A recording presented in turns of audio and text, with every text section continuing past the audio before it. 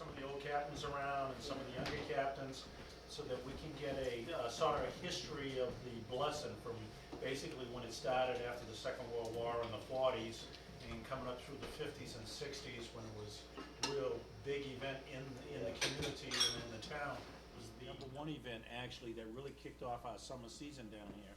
And it was basically a Portuguese fisherman event as opposed to, as we call it today, the Portuguese Festival, which runs for about a week long. Back then, as a very young guy, I remember going on the Jimmy Boy, my uncle's boat, at that point in time, the blessing, and that was, as a young man, that was the highlight of the year. We all looked forward to the blessing of the fleet, because that was family fun. It was basically all the boats had their family on. Usually you didn't go on the boats until the blessing of the fleet, because they were always out fishing or whatever. And the boats are a little, they're rough, they're a little dangerous. So what occurred was the blessing of the fleet was an opening and merging together all the families. You take your wife and your kids out and your nephews and everybody else, and you had a big picnic out there, and then the priest threw a little good gin when you went by the pier on you, and everybody had a blast, and it was really a memorable event for me as a youth in the community, and a lot of my friends, including Donald Murphy, who I had aboard the Jimmy Boy at a very young age. And it was a sort of a passing event that is, sticks in your memory, and was a very positive event. And when Donald asked me to pull you guys together, I said, gee, I think it's a great idea. And I said, what we should do is get, guys like Bear and a few of the other guys who took over after you guys slowed down a bit. They picked up the ball and got the blessing, continued with the blessing and so forth, to we're at the point now where we have a week-long festival with all different types of events and the town square dance and the whole bit. But the beginning of the blessing, which was a very crucial point in time, we'd like to hear you guys, how did you do it? Who came up with the idea? How did this all come about?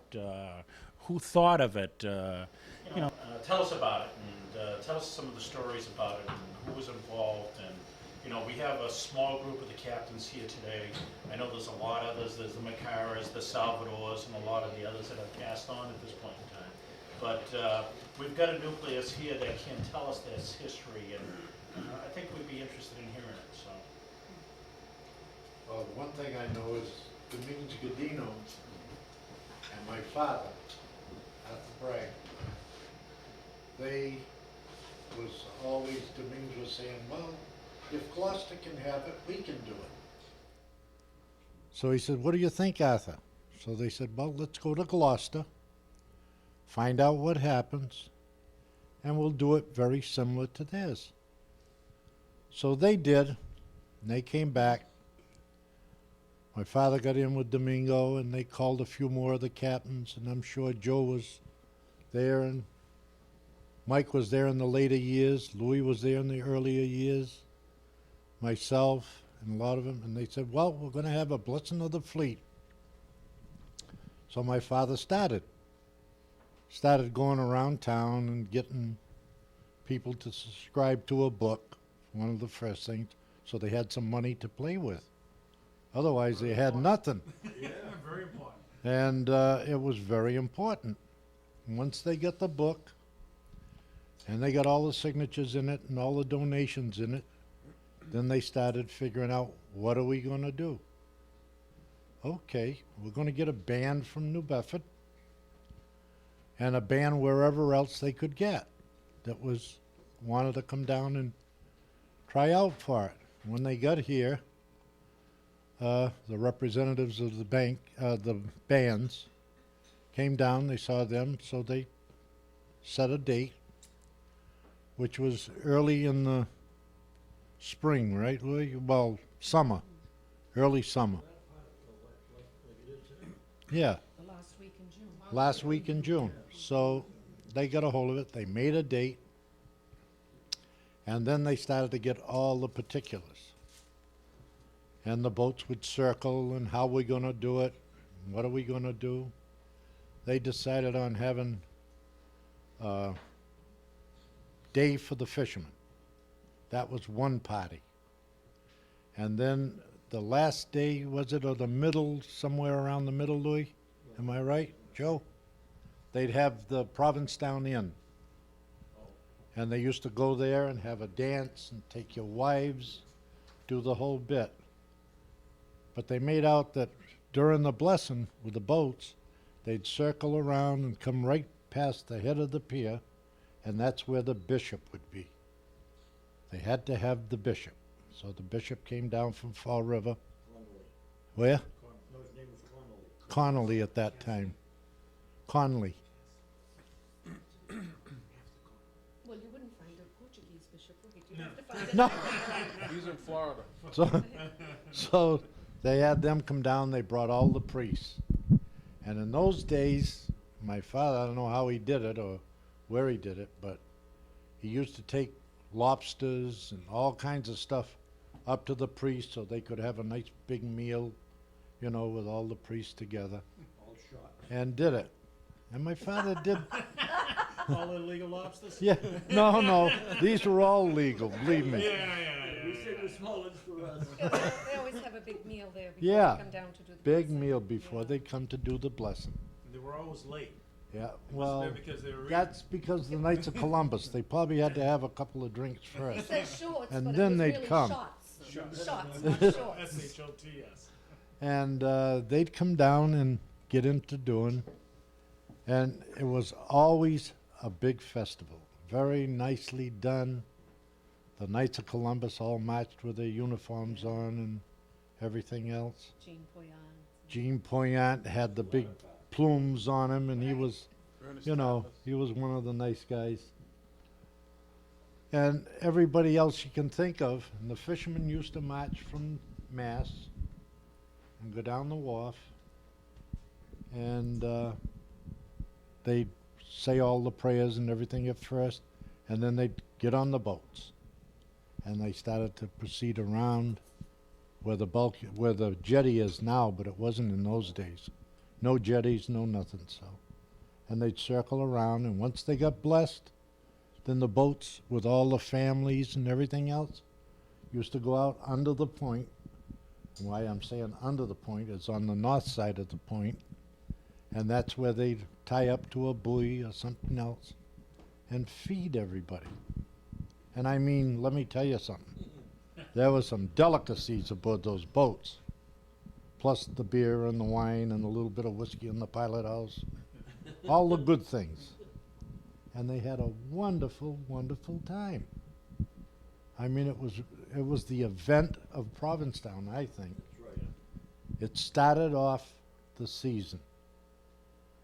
And I kind of loved it. My whole family and children and everything else were aboard the boat, and I'm sure these people are going to tell you very much similar to that, but their own, you know, what have you. And that was the blessing. That was the first one, how it started.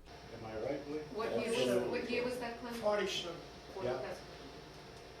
If I wasn't talking and you asked me what year it was, I couldn't tell you because I Well, there's enough of us here to remember. forget. Okay, now. You're hearing very well today.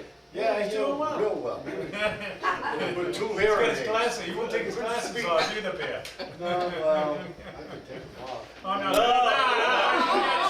I'm just saying, put it on there. Now I know who the hell you are. Yeah, but he doesn't know who you are. I do too. Takes him off.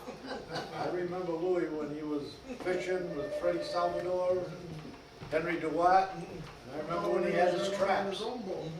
Yeah, His own boat. that's right. Trap fisherman, one of the best. Huh? One of the last. Yeah, yes. 7 years. 7 years. 7 years of it with Joe. 7 years track fishing. And all the rest of the time I went dragging. I went stud fishing. I went dragging. Then Who'd you go surf fishing? Fanny Parnell, double ender. Mike Diogo. Mike Diogo, boy, that's a good many years. Eh, before, listen, huh? Yeah. What's that? Listen, Joe, we were fishing out of Hyannis. I was fishing with my uncle out of Hyannis. He had a contract with Kurtz, old man Kurtz in New York. You only could bring in so many boxes of blackbacks a day. And we used to go weekends. Come home, you know, then we go up there weekends. Then we used to, after you get so many boxes of blackbacks, you come in and land them, okay? After the season was over, we come tied to Macara's Wharf. Higgins, what was it? Higgins Lumber. Higgins Lumber used to own that. Macara's Wharf. And we used to get the boat all ready to go surf fishing. Your father get his boat ready alongside there, Mia R. And Fanny Parnell, all the town fellas. There's only 2 boats used to go dragging, 2 or 3 boats used to go dragging here in the summer months. All the rest used to go surf fishing. And we had a hell of a time. I loved surf fishing. Oh, you did? We was yachting Joe, you know. You was yachting Joe.